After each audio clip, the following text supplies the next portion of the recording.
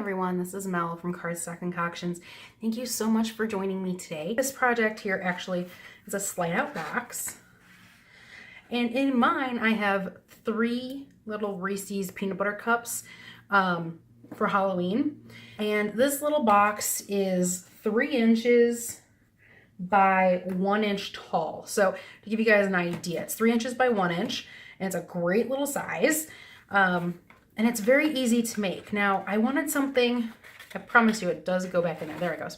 I wanted to make something with a little bit of dimension. So if you guys can see here, my little character is not flat on top. I wanted him to pop up. Just to make it a little more fun and festive, I wanted it to be raised up off of the box base here. And it is a slide box. So let's go ahead and get started making this cool project. All right, what are we using today? So I'm going to use pumpkin pie. This one measures 4 inches by 5 inches. So our first thing is grab your Simply Scored scoring tool. There we go. And we're going to score at 1 inch all the way around. So just kind of 1 inch, 1 inch, 1 inch, and 1 inch. Get that out of the way. Now, you guys are sitting here going, that's all the scoring we're gonna do? Yes. I made the top of the box or the outside of the box with a designer series paper. I'm just taking a bone folder and burnishing. I did that by finger scoring, by the way. And that way you don't have any problems with making sure that it's perfect fit for your box. All right, so finish burnishing all 4 of your sides. Grab yourself a pair of scissors, which apparently I didn't pull out originally. Okay, so you see these 4 corners here that are next to these longer rectangles here. You want to cut up the sides next to those rectangles. And then I always notch in. So I take a little notch out. So let's actually get that. If you're perfect, you actually don't have to pull it. But you guys see how that looks? You guys have that little notch right there. I do that so that the box closes a little bit cleaner.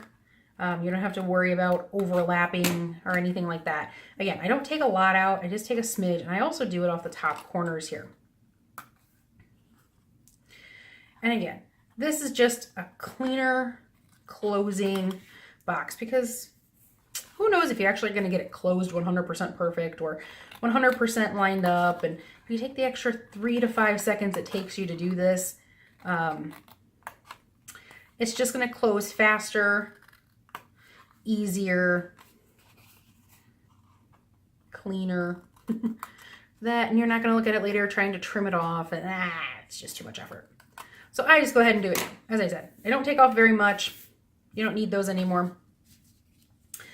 Now, I'm going to put adhesive on these 4 tabs here.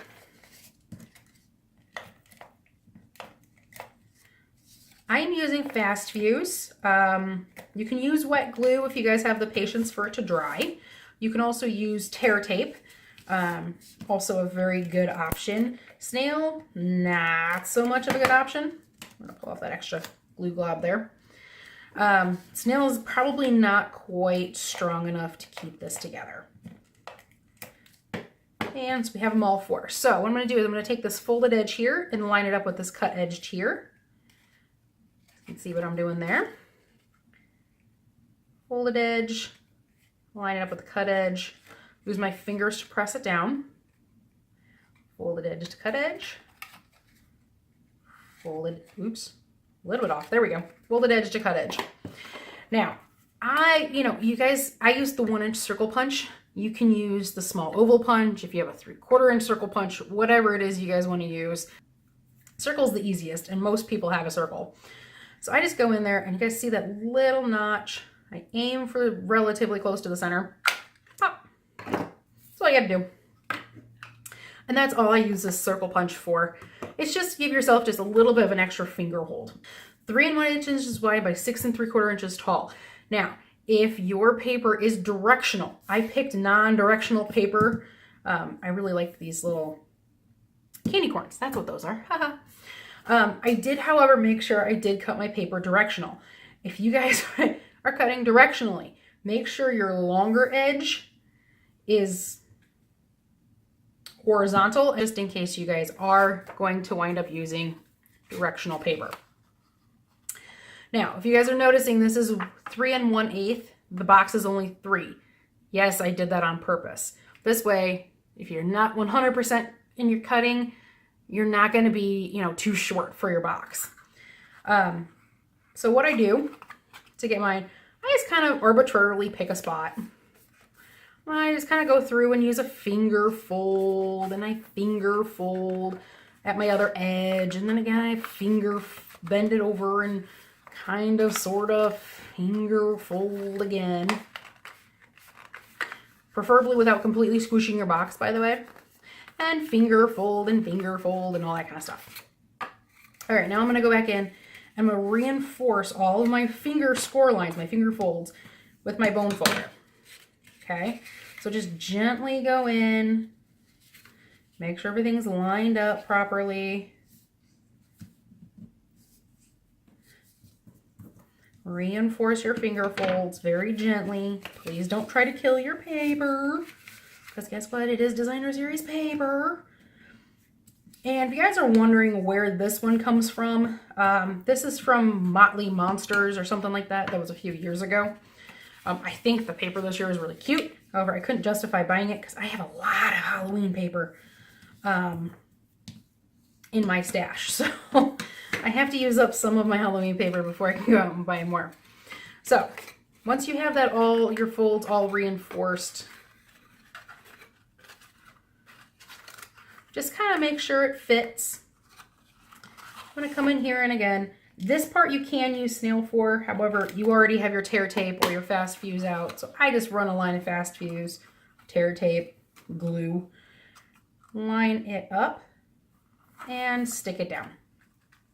Now you'll notice still moves just fine. So it still moves. But we're going to take our box out. What do I have here? I have a piece of Whisper white paper. This one is 2 1/4 inches wide. It's just going to fit the size of your character. Again, you guys can use any punch out you like, but today I'm using the Cookie Cutter Halloween because I just thought these things were so stinking adorable. And I'm also, again, going to choose this little skeleton guy because I just really like the skeleton guy. I know I'm really weird. I'm using Memento ink. Any of your black inks work. So we're just going to ink him up. And straight down, firm pressure for a few seconds. Straight up. So cute. Okay. Now, the trick or treat I'm using actually comes from our Halloween treat stamp from last year. I loved the stamp set. Now you're kind of asking, okay, how did I just get the trick or treat? I cut my stamp apart. Again, it's in black. Now, I am using a piece of paper that is 3/4 of an inch by 3 3/4. I don't actually need the full 3 3/4 inches, but it gives me something to grab onto. So again, with our Memento ink, we're going to go back in. And I'm just going to go, sorry if I get my head in the camera, center of this paper, straight down, straight up. Beautiful. Okay. Close up our ink. We are done with our stamping. All right, so I did both the stampings at one time just so I could let them kind of dry for a few seconds. I am using our Cookie Cutter Builder Punch, still in the annual catalog. It goes with our Cookie Cutter Christmas. So worth it. Okay, sorry. So stinking adorable characters. So we're just gonna line him up in there. And yes, you're gonna get a few of these other punch outs and things like that, but there we go. Ah. Okay, so Cookie Cutter Builder Punch, we're done with that. Now, this is our washi tape label punch. This is a couple years old now, but it fit my trick or treat perfectly. Now my trick or treat just fits in here. When I say just fits, I mean like literally just fits. As I said, you don't need the whole thing, but it does allow me to hold on to it. So that's why I use that big of a piece of paper. Now, last but not least, grab yourself a scrap piece of cardstock. But what you want to kind of think about when you're doing this is kind of arbitrarily pick a point in here and just make a fold. Because that's the piece that we're going to slide on the inside of our top of our lid. And we are going to set that down and make that, you know, stick. And then you're going to fold this back. Now, I always kind of double check to make sure that my character isn't so tall. Again, this is all just arbitrary. Where you like it. Do you have to leave it this long? By all means, no. You do not have to leave it that long. Now, I stuck my character on to my top with the side of some dimensionals, and I picked 3, 4, something like that. I'm gonna pick 3 today. That's how I stuck my character on. Ooh, there's the bottom. Okay, so grab yourself a dimensional. Now you can also just directly attach your character, but I wanted to give him a little extra dimension because I'm just kind of that way. And I just kind of lined it up. So probably should actually tell you guys this. Where I lined up my base was kind of down here, like right between his legs. There you go. And then again, I double check again to make sure that he's actually going to stand. Okay, so again, now I'm going to add adhesive to the inside piece right here.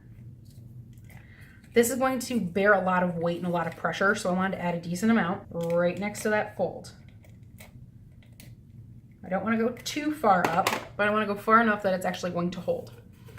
So go ahead and take this and slide it in there. And again, I aim for about halfway. And then there we go. Just kind of push. Just use your fingers. And then it just gives him, just as you guys can see, gives him a little bit of lift, right? So you get just a little bit of lift and like dimension as part of my trick or treat of half a dimensional on the back edges of both of these sides. So one, that right there works. And one right here. Pull off the back, take it. If you guys like it straight, go straight. I never do. So I'm gonna put mine sideways. And last but not least, fill your box with treats. And there you go. That is our quick, easy, fun, fast Halloween project for you guys. I hope you enjoyed. If you liked this video, please go ahead and like it in the bottom corner there. If you guys are interested in subscribing, please go ahead and subscribe to see more projects like this. This is Mel from Cardstock Concoctions saying see you guys next time. Thanks a lot.